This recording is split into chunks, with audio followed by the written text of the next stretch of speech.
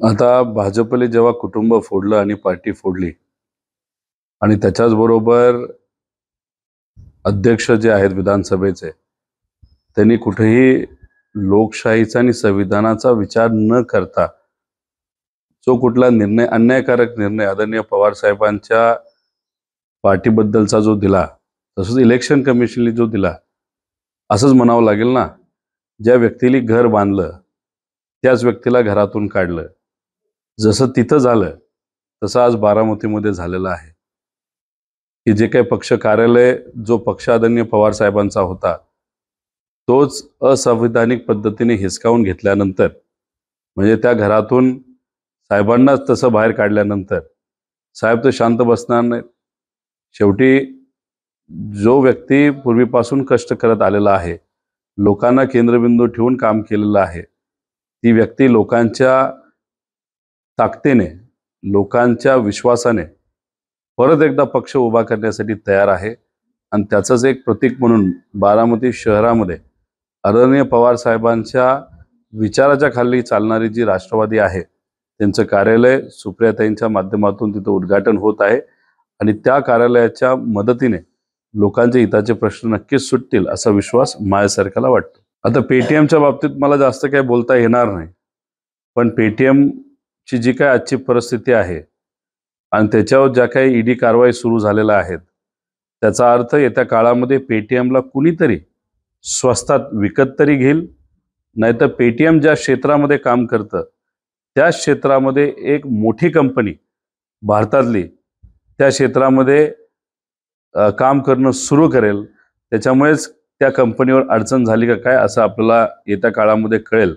राहिला प्रश्न इलेक्ट्रॉल बॉन्डचा, पूर्वीपासूनच सगळ्यांचं मत होतं की इलेक्ट्रॉल बॉन्ड हे कुठेतरी चुकीचे आहे, त्याच्यामध्ये कुठेही पारदर्शक प्रक्रिया ही पाळली जात नव्हती. कोण पैसे देते, कशासाठी देते, आणि मग ह्याच्या दृष्टिकोनातून जे लोक सत्तेत आहेत जसं भाजप, त्याला हजारो कोटीचा निधी तिथं मिळत होता. तर माझं तर एक मत आहे की आता तुम्ही इलेक्ट्रॉल बॉन्ड बंद केले असतील, आता 1000 कोटी रुपये नाही तर अधिकची रक्कम त्या बॉन्डमध्ये आता जर पडून असेल तर युवांच्या भवितव्यासाठी आणि शिक्षणासाठी ती अख्ख्या भारतामध्ये वापरण्यात यावी. त्याच्याचबरोबर प्रधानमंत्री जो फंड गोळा केला जातो त्याच्यामध्ये सुद्धा तो फंड कुठं वापरला जातो हे कुठेही सांगितलं जात नाही.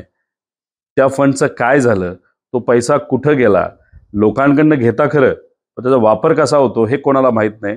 जसं इलेक्ट्रॉल बॉन्डच्या बाबतीत निर्णय इलेक्शन कमिशनने घेतला तसाच निर्णय प्रधानमंत्री फंडच्या बाबतीत सुद्धा करण्याची जरूरत आहे, कारण ते सुद्धा असंविधानिक आहे. 100% नावं फक्त बदलली, नावं बदलून निर्णय त्या ठिकाणी देण्यात आला. म्हणजे असं म्हणावं लागेल की बाटली तीच, औषध फक्त नवीन.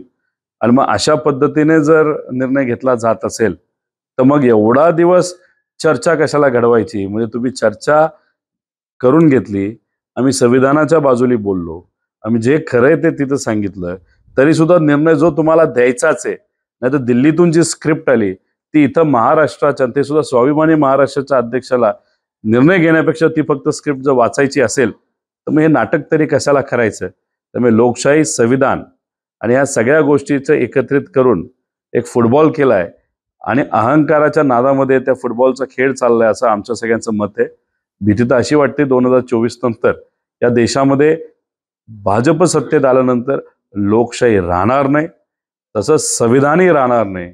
दिल्लीच्या बॉर्डरवर ज्या पद्धतीने शेतकऱ्यांना अडवलं जातं, शेतकऱ्याला नाही तर शेतकऱ्यावर आघात करण्यासाठी तिथं ज्या धोराच्या कांड्यात त्या 30,000 कांड्या या मागण्यात आल्या आहेत, ऑर्डर देण्यात आली आहे.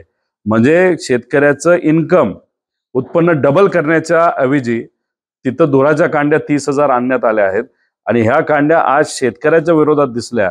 2024 नंतर ते शेतकऱ्याच्या विरोधातही असतील, युवांच्या विरोधात असतील, सामान्य लोकांच्या विरोधात असतील, कारण का या देशामध्ये संविधान आणि लोकशाही 2024 नंतर भाजप सत्तेत आल्यानंतर राहणार नाही असा विश्वास आमच्या सगळ्यांचा झालेला आहे. बारामतीमध्ये दादांचं जे भाषण झालं त्याच्यामध्ये दादा ज्या पद्धतीने बोलले ते न मला, न बारामतीच्या लोकांना, न महाराष्ट्राच्या लोकांना आवडलं. पण ज्या पद्धतीने ते बोलत होते तर तिथं कुठेतरी मला असं वाटलं होतं की लोकसभेची लढत बारामती लोकसभेमध्ये ही पवार विरुद्ध पवार होईल. सुप्रियाताई तर पूर्वीपासून तिथं खासदार आहेतच. आता विरोधात खासदार देण्याची जबाबदारी ही भाजपने मुद्दामून अजितदादांवर टाकलेली आहे. जे आजपर्यंत भाजपला जमलं नाही ते दुर्दैवाने आता भाजप कुटुंब आणि पार्टी फोडल्यानंतर करत आहे. ते म्हणजे पवार विरुद्ध पवार. जेव्हा अधिकृत पद्धतीने उमेदवारी दिली जाईल याच्यानंतरच आपल्याला काहीतरी बोलावं लागेल आणि ती उमेदवारी दिल्यानंतर मग त्याचं काय करायचं लोक ठरवतील आणि आदरणीय पवार साहेब ठरवतील.